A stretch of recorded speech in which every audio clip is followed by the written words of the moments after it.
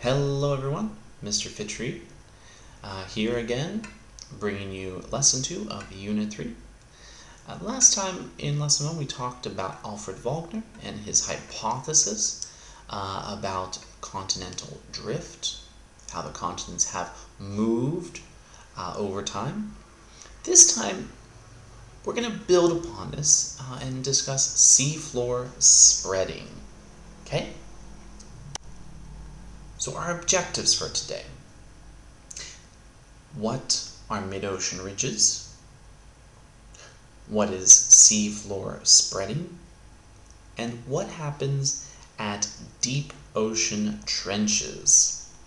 Let's get in here with some vocabulary as always. First one, steep. This is rising or falling sharply. Okay, provided pictures for each of these to make it a bit more clear. So steep, if you look to the goat, all right, on top, on the wall, that is a steep wall, all right? It is rising and or falling sharply. Second vocabulary word, valley, a low area of land between hills or mountains, okay? Second picture there, where you see the floor and the valley wall.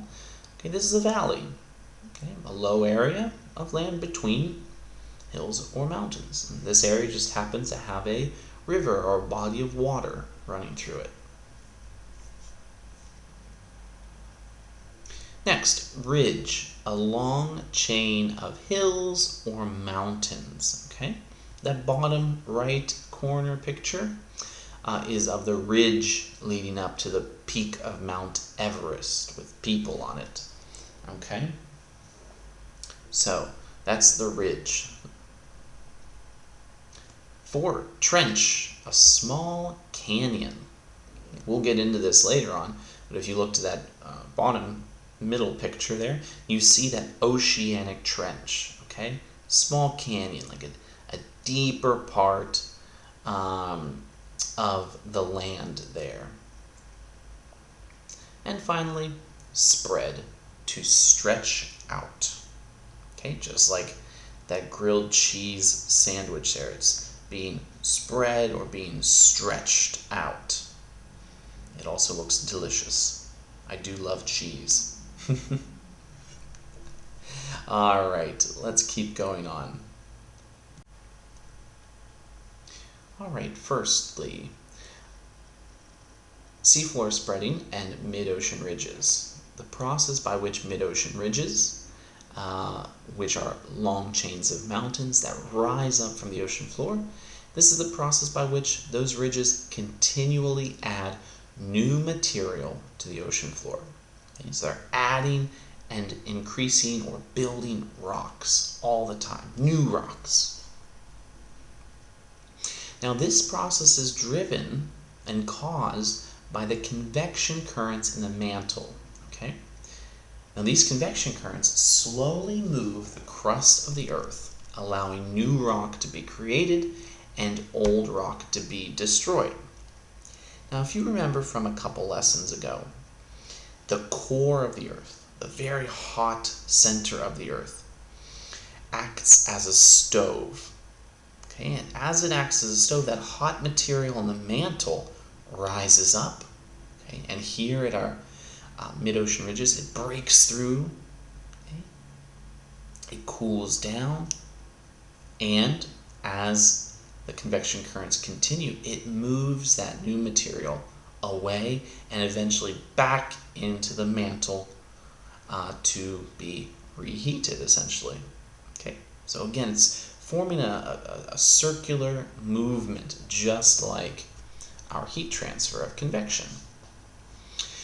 Now, down to the 2 bullet points here, okay? Along the ridge, new material from inside of Earth rises up, erupts, okay, comes out, it cools, and hardens to form a strip of solid rock. Okay, so liquid rock rises up, and then cools down, forming new solid or hard rock. Okay? The seafloor spreading adds more crust to the ocean floor, while at the same time the older strips of rock move outward from either side of the ridge. Okay? So if you look at that little picture, you can see that movement. It'll be there's a better picture later on, which I'll describe once again. Okay. Now continuing on here. Okay, the oceanic crust bends downward. Okay, and over tens of millions of years, the ocean floor sinks back into the mantle at these deep ocean trenches. When it sinks down into the mantle again, we call this subduction. So I like to think of it as a conveyor belt type of system, okay? So if we look to the GIF in the bottom right, we see this little sushi. Boop, there's the sushi. Okay, created, brand new, and it's moving down the line. Okay, think of it as that new rock, okay? The new rock or the new sushi is boop, created, okay? The convection currents keep that crust moving like the conveyor belt, and eventually, whoop, the sushi and or the new and or old rock disappears, okay? Back into the mantle, back into the conveyor belt. It's a continual process, always happening, and has happened for hundreds of millions of years. Okay?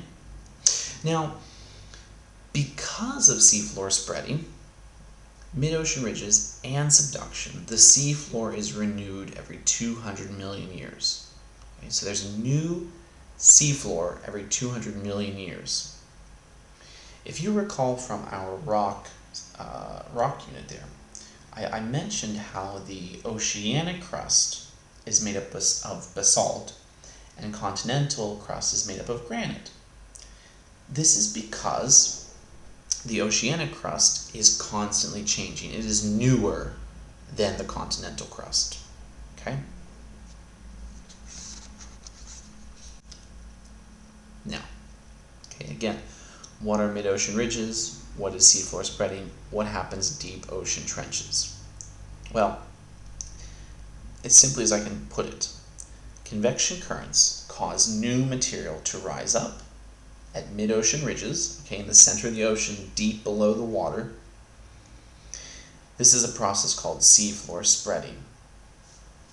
Okay, there, as the ocean floor spreads, thanks to the convection currents in the mantle, hot magma, hot rock will rise up, okay, and cool down and become hard, and then be pushed outward. Okay? That old material, as it's pushed outward towards the plate, it then subducts back into the mantle to be reused.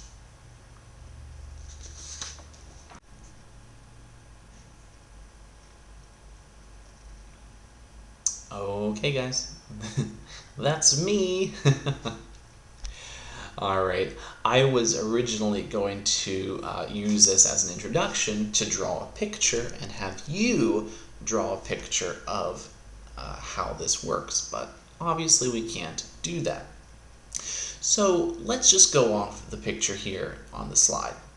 Alright, we've got our mantle, we've got the crust, we've got the earth as a whole. So what you see here in the center, the bottom, alright, that yellow color, that's the core. Think of that as the stove, heating up the mantle, okay? Now that's pushing and moving that hot rock upward towards the crust, towards the ocean, towards the blue there. In the center, you see the mid-ocean ridge. Okay?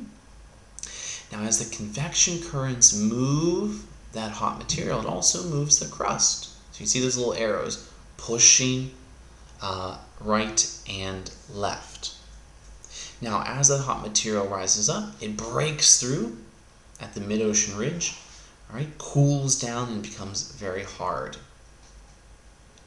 As the convection currents continue, all right, it pushes the crust outward, okay, allowing new material to be created and the old material to move away. Eventually, that old material sinks back into the mantle at the trench, okay, to be reused again. So again, so there's convection currents driving the changes in the mantle and ultimately driving the changes of Earth's surface. Okay, so that's all for Unit 2. If you have any questions, feel free to reach out. Thanks.